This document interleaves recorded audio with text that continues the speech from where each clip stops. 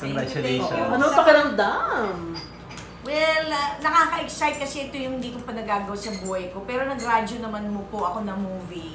So, parang maganda naman na may training na rin ako sa pagiging newscaster, journalist. So, yan pa ngayon, isasabuhay ko na siya talaga. I think it's about time kasi marami na po akong pinagdaanan, kahit pa paano marami na rin akong experience. So, lahat po yung gagamitin ko sa Abante show ko para go, go, go at makapag, you know, lahat ng lahat ng klase ng segment, ng topic, lahat po kaya kong sabayan dahil personal kong pinagdaanan. At nagkaedad na rin. Ano pang expect namin Pag nag-matured na, kaya pwede ko nang harapin ng kahit sino. Di ba? Natapang na rin ako kasi sa lahat ng pinagdaanan. Ibig sabihin, may anak na rin ako. So, nanay din ako. Kaya hindi na pwedeng marami nagmamahal sa atin. Kaya gusto kong maganda yung makita nila at marinig galing sa akin. At kung gusto nila akong kausapin or panoorin, merong seryosong, hindi naman, siyempre fan pa rin yung teleradyong gagawin ko sa Abante. Pero at least pwede ako makipagkapwa-tao sa kanila na pwede ko silang makausap, pwede silang tumawag, di ba? Mag-advise ako. Or just simply say thanks. Marami pong nagme-message sa akin na napapasaya ko, kaya sila mismo. Maraming nagme-message, gusto lang magpasalamat. So at least itong way na parang papasasalamat ko din po sa inyong lahat. Kaya magiging maganda yung show. Kasi give and take. Kano ka-fan yung Rufa May na makikita namin dito sa Abante?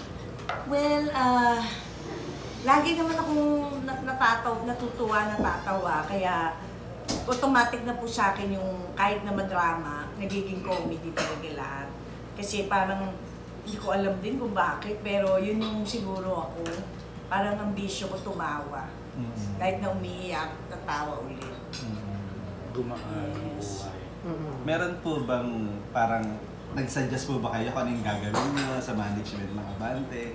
Or naging hands-on kayo, parang ganyan? Hindi, oo. Nag-usap kami syempre kung gusto ko, kung ano yung naiisip ko. Kaya maganda rin kasi nakikinig din sila. I mean, may voice ako sa gusto kong gawin. Hindi yung script na binato sa'yo or binigay.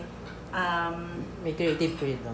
Oo. Yung maala na ako kung anong sasabihin ko, gagawin ko. Pero magandang guidance sila. Diba?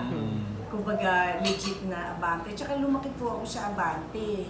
Yan talaga yung katotohanan. Kaya kung pupunta ako sa mga teleradyo, sisiguraduhin ko po yung nakasama ko na ng matagal, subok na rin, at sigurado akong Tagalog ng usapan. Diba? Bakit? Kasi siguro bata ka, dati kasi mura, maliit, sa jeep, diba? Pagka katak-katak boys dyan, tapos, may maganda rin pakita ko yun sa anak ko eh. Kasi ngayon parang mag-Tagalog lang, katapusan na ng mundo nila eh.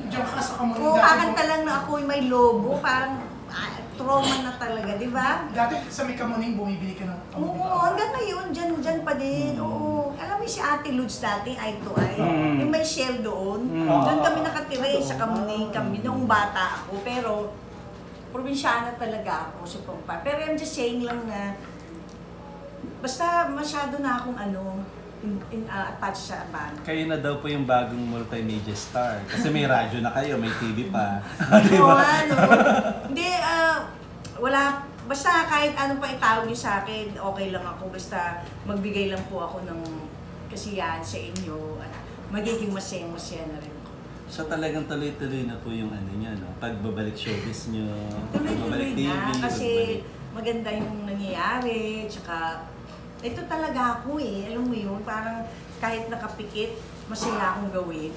Kahit na pagod ako, may magkakasakit na lahat, puyat. Sa high heels, hindi na rin ako sanay. Kasi nagka-cramps na yung paa mo, tapos mga, di ba, makeup ng makeup, lashes, otak mo, buhok. Kasi sabi ko, okay lang kasi sanay naman ako. Kaya ko yun at enjoy. May interview portion po ba kayong magaganap po sa... May gigest kayo, ganyan. Sino yung gusto niya i-guest? Kung bibigyan kayo ng chance? Well, syempre uunahin ko yung mga girlfriends ko. mga Kaibigan friends babae, ko. ah. Oo. Baka mag-GL kayo. Hindi, sila Rufa Gutierrez, sila Carla Estrada, si Sunshine Cruz, sila Donita Rose, sila Raquel Padilla, si Alex Lusaga, Tony Lusaga, lahat sila kaibigan ko eh.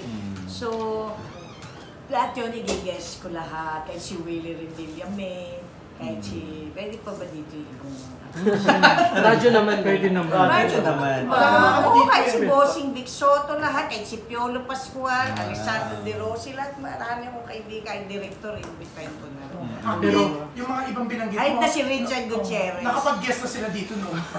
Pero, Rupa, Ako may palang hindi. meron kang dream na sana itong ma-guest ko sa programa ko.